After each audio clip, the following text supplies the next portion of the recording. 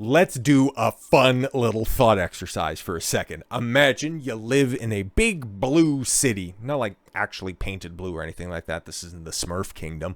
But no. You live in a democratic controlled city within a democratic controlled state, and you think that everything is all hunky-dory. And you know what? If there are problems that are around, you know what we need instead of a countervailing opinion? No. We just need more of the stuff that enabled all of this lawless behavior, okay? Just imagine yourself. You're in that situation right now. You spend all of your time tweeting and doing whatever activists do in order to justify your whack positions, calling everybody who disagrees with you a Nazi, which doesn't end up, resulting in you get a standing ovation from Canadian Parliament. But no. Everybody who opposes you isn't just wrong. They're also evil and beyond a point of reproach. Okay, we got two such examples of those people existing and playing stupid games and winning stupid prizes. I hold absolutely no guilt in reporting on this type of stuff the way that I am, because hey, if you're going to be a dyed-in-the-wall Democrat, well, guess what? There's the wall. You already picked it out. Philadelphia journalist who advocated for homelessness and LGBTQ communities shot and killed at his home. Wow, imagine that, because, okay, here's Josh Kruger. By the way, I'm changing the locks. People are crazy. Drugs can help people, but they can also create and exacerbate mental health problems. I'm still not going to be a dickhead to people who need help, though. I can already hear the armchair advice brigade saying that what I should have done. To me, guns escalate and dramatically increase risk of injury or death.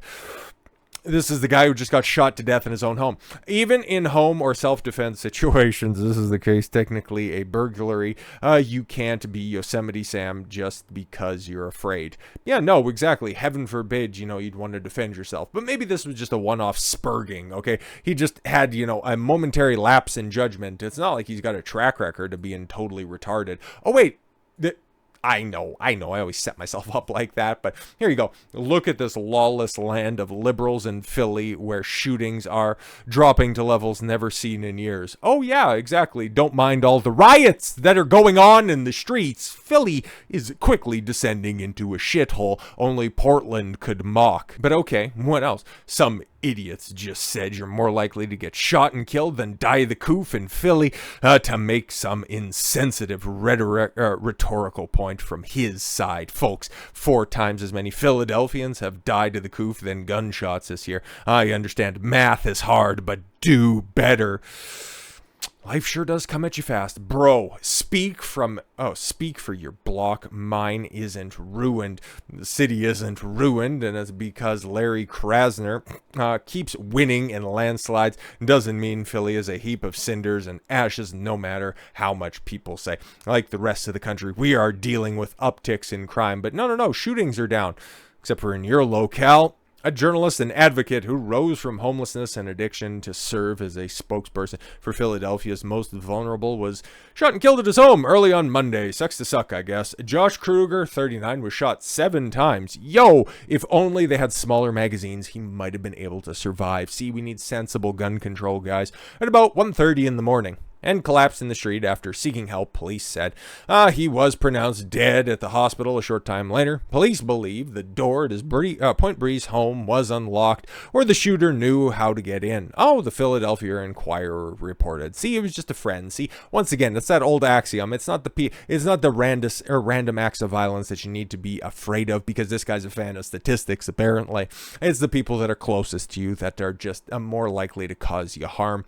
Authorities haven't spoken publicly about the circumstances surrounding the killing. Josh cared deeply about our city and its residents. Yes, and he would go ahead. Hell, he'd even die for his beliefs, which was both evident in his public service and in his writing. His intelligence, I don't need self-defense. Creativity, passion, and wit shone bright in everything that he did, and his light was dimmed much too soon. Mayor Jim Kenney, Democrat, said in a statement, Kruger handled social media for the mayor and communications for his Office of Homeless Services from about 2016 to 2021. He left city government to focus on writing projects for news outlets and progressive causes. There you go. You progressed yourself right into a fucking grave, you idiot. He wrote at various times for Philadelphia Weekly, Philadelphia City Paper, the Philadelphia Inquirer, and other publications, earning awards for his poignant and often humorous style. Well, we've seen some of his writings, and to be fair, I got a couple of chuckles out of that, but like I said, man, it's not the only time that we're going to be able to find some people that fucked around and found the fuck out. Disturbing video. Obviously, I'm not going to show it because this one's a little bit more fresh. You know, the body's probably, a couple of degrees warmer. Shows moment beloved art or activist. Why is it always activists? These fucking useless individuals that think that they're doing something good for the community. And a poet, again, see my previous description, is randomly stabbed to death in front of his girlfriend on New York City street. Yes, somebody else who also advocated for, oh no, we just need more sensible treatment and the right. Oh my God, all of these idiots that are out there just saying that, Democrat cities, they're lawless shitholes. What do they know? I've lived here forever. Disturbing new video shows the moment a big-hearted activist. Yeah, that's probably the problem. He's had such a big heart. He was such an easy target. Talented poet was randomly stabbed to death in front of his girlfriend, who desperately tried to get help in the aftermath of the harrowing attack in Brooklyn. Ryan Carson, 32, and his girlfriend can be seen sitting on a bus stop bench in Bed-Stuy. Yeah. And speaking with his girlfriend as the two made their way home from a wedding on Long Island just before 4 a.m. on Monday, according to surveillance footage. Wearing a gray suit, Carson and the young woman, dressed in blue sleeves, a blue sleeveless gown, get up and begin to walk down the block in the same direction as a man in a dark-colored sweatshirt. Yes. That's the only description you're going to have? Well, thank God Elijah Schaefer has a little bit more filled out description, or rather an appropriate picture of the suspect. Don't worry, guys, diversity is in fact our strength. But yeah, strolled over to the pair past a B38 bus stop with his hood up over his head and his hands in his pockets, just feet ahead of them. The stranger begins kicking scooters parked near the curb for no apparent reason. The footage obtained by the Post on Tuesday shows suddenly the unhinged man turns to Carson and sees what the fuck are you looking at? The ground? I don't know. Okay. The beloved community activist, who replied he wasn't looking at anything, then stepped between his girlfriend, the irate stranger, who began to advance on the couple. I'll kill you, the maniac threatens. Well, hey man, at least he made good on his promise. Threatens as Carson pleads with him to chill, and holds up his hands, but the attacker pursues Carson, pulling a knife on the victim's girlfriend, running behind them. No, you run for help in that point in time, okay? Because, okay, if you got a crackhead that's chasing you with a knife, as a guy, okay, if you're gonna end up getting stabbed by this absolute fucking mongoloid, it's your responsibility. It kind of sucks to suck that we're at this situation, but, man, it's your responsibility to defend your girl, okay? And you know where she should be going? Running to get some help. Frantically heard yelling, please, as he runs. Carson tumbles over the bench the couple had earlier been sitting on. The assailant then grabs the jacket, knocks him to the ground, savagely stabbing him multiple times in the chest as the victim's girlfriend catches up to them. He walks away as Carson lies curled on the ground before returning and approaching to the terrified woman, who raises her hands to stop him. The sicko spits on her while clutching the knife before kicking Carson's mortally wounded body and storming away. An unknown woman then appears near the corner of the frame, yelling "Don't hurt him" at a crazed man and repeating at what sounds in the name Brian or Brian. Well, whatever, pick your spelling. Investigators believe that woman and the suspect knew each other prior to the slaying. Yeah, obviously. "I'm so sorry," the same woman exclaims as she approaches Carson, still lying on the sidewalk. What? As his worried girlfriend stands at his side. "Go watch him," the girlfriend directs the woman while pointing at the attacker. "Go watch him," the victim's girlfriend directs the woman while pointing at the attacker. "I'm calling 911. You should have been doing that already. Video cuts off as the girlfriend kneels over the loved one's body, gently moving his arm that had been hanging over his face. Yeah, you should be applying pressure to those wounds, by the way. Again, this is why, first aid training should also be had by, a lot of people. Should be mandatory training in some of these shitty public schools, but I digress. The horrific attack happened at Lafayette Avenue and Malcolm X Boulevard. Why would you be there? Especially at 4 o'clock in the morning. Just blocks from Bedford North Strand Avenue's train station, where the couple have gotten off the subway. On the way home, Oh, yes, from the wedding. No arrests had been made in the heinous crime Tuesday afterwards, but a wanted poster circulated showing a close-up of the suspect wearing a black Champion sweatshirt. Yeah, that's the most definable characteristic, not the dreadlocks and, not the black complexion. Just fucking say it for what it is. Yeah, Carson, who came to the Big Apple from the Boston area in 2010 to attend Pratt Institute, was a senior solid waste campaign manager at the New York Public Interest Research Group. NY Perger, whatever. His activism focused on sustainability and environmental policies, so another hippie gone.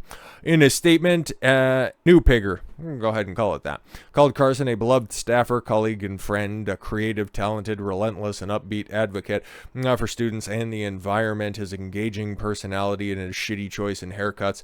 Oh, that's what that dude was trying to do, okay? He was just trying to help him with his, finish off his bad haircut. Hearty laugh, wide-ranging intelligence were key to his success, blah, blah, blah. At the vigil, we asked people who's a better person.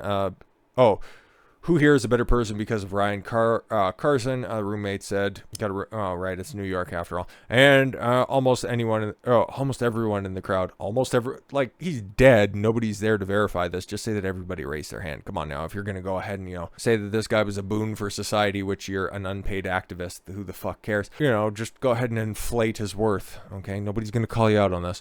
When the roommate heard of Carson's death, his thoughts immediately turned to those who would be impacted by the tragic loss. Yeah, like his family and his girlfriend that just witnessed a horrific murder. How about those people?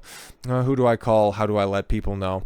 But the alleged attacker hasn't crossed his mind as much. Oh my God, trying to get justice for your friend who was brutally murdered for no fucking reason. You all deserve exactly what you fucking get, okay? If you don't want to have people have repercussions for their actions, you deserve to be... No, I don't want to say that. I'll just think it very, very loudly, and maybe you can finish your own sentence with that first path that I was going to choose. But no, you deserve this type of lawless behavior in your city if you're not going to stamp down on it.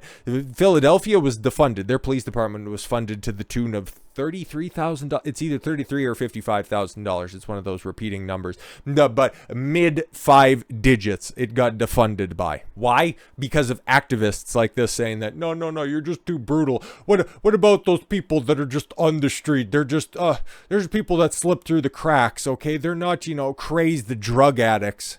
They just need somebody to talk to. We need fewer cops and more social workers. What, you need somewhere else for people to fucking be anthropomorphic knife blocks? Is that what you need out there? Okay, you need fewer crazy right-wingers saying that you should have, the ability to defend your house to the best of your abilities, your person and your belongings. With a legally obtained firearm, yeah, you play stupid games, you win stupid prizes. Okay, to just go up and go, oh, thoughts and prayers for everything. No, man. The fullest extent of the law. But then also, an ounce of prevention is worth a pound of a cure. Protect yourself if you find yourself in these shitty cities. Otherwise, if you have the ability, if you have the time, get the fuck out of these places. They're not looking after you. Hell, they're not even looking after the people that they're saying that they're trying to look after. So with all that said, thank you all very much for the gift of your time. I've been Don Consuelo. I want you to follow your gut and get after it. Take care, everyone.